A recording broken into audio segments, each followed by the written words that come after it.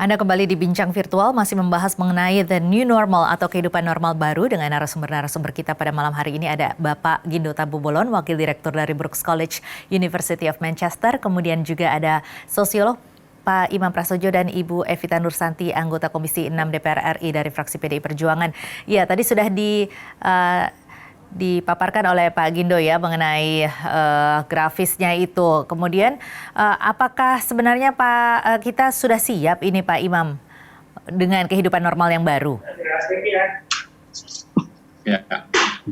Jadi kalau saya melihatnya begini Pak. Jadi tadi menyambung diskusi sebelumnya bahwa kita ini kan sedang menghadapi gelombang hempasan.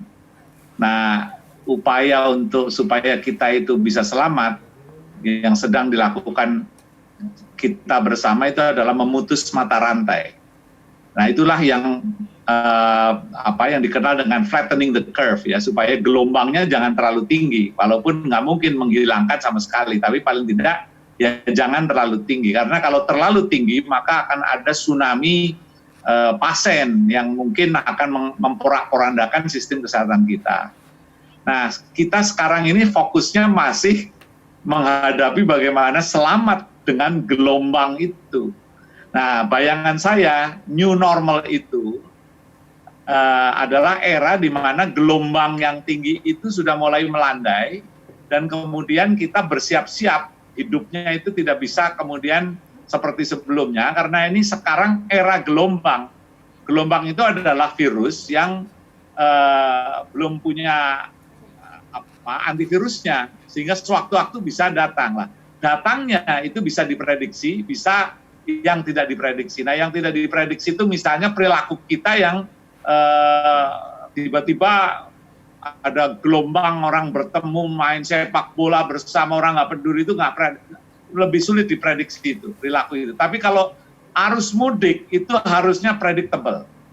Nah, tetapi kalau arus mudik ini kita gagal di dalam menahan, maka gelombang akan tinggi lagi, sehingga diskusi new normal sebetulnya menjadi irrelevant karena kita masih belum melalui gelombang yang mengancam kita semua. Nah, sekarang kita masih dalam proses bagaimana menurunkan kurva itu, menurunkan gelombang tadi ya, supaya kita tidak terancam. Nah, kalau nanti dalam situasi gelombangnya sudah mulai landai, kita sudah mulai bisa bernafas sedikit gitu. Nah, kita baru bicara tentang kehidupan new normal dengan prinsip kehati-hatian yang jauh sama sekali berbeda dengan yang sebelumnya, karena interaksi kita akan berbeda dengan sebelum kita mengenal virus ini. Itu yang saya pahami. Baik, ya, tetapi kan pada saat ini pemerintah sudah mengeluarkan kalau kita mendapatkan informasi-informasi sebelumnya, ini ada beberapa fase-fase yang sudah mulai harus kita lakukan untuk sepertinya harus berdamai begitu ya, harus memulai kembali kegiatan karena dengan pilihan ya kita harus mengorbankan ekonomi kalau harus begini-begini terus begitu. Ini bagaimana Pak? Ya, itu tadi, justru itu tentu ya, bahwa kita harus ada strategi bagaimana supaya ekonomi bisa jalan ya, buat warga kita yang tidak punya pilihan, dia mendapatkan pilihan-pilihan gitu. Tapi jangan sampai, menurut saya, perhatian kita untuk menghadapi gelombang yang masih akan besar ini, itu menjadi tidak sama sekali menjadi wacana. Ingat, ini tidak terjadi di Inggris, tidak terjadi di Amerika, tidak terjadi di banyak negara tentang arus mudik. Nah, arus mudik ini khas Indonesia menurut saya. Nah, kalau seandainya ini nanti kita gagal di dalam menahan dan mengatasi masalah dampak mudik, kita tidak akan ada new normal dalam arti yang sedang kita bicarakan. Kita masih sibuk dengan masalah emergency. Iya, Ibu Evita silakan dengan tanggapannya. Tren nih Mbak ya, new normal, wah, lagi bahan pembicaraan nih. Sekarang ini apa sih yang dimaksud dengan new normal, kan begitu dulu. Kalau saya lihat sekarang pemerintah ya, kalau saya lagi baca-baca nih, pemerintah memang akan sedang mengarah ke sana. Ya kan, bagaimana kita ini mempersiapkan diri untuk melakukan aktivitas normal kembali, tentunya dengan penerapan protokol COVID-19, ya kan? Jadi ke aktivitas yang normal. Nah, yang new-nya apa? New-nya yaitu yang normal, tapi kita menerapkan yang namanya protokol COVID-19 dalam kehidupan kita sehari-hari. Memang tadi saya mendengar apa disampaikan oleh Pak Gindo sama Pak Imam, ya kan. Saya mungkin melihat dari angle yang berbeda nih Mbak ya. Kita melihat memang life must go on, kan begitu Mbak. Jadi berapa lama lagi kita mau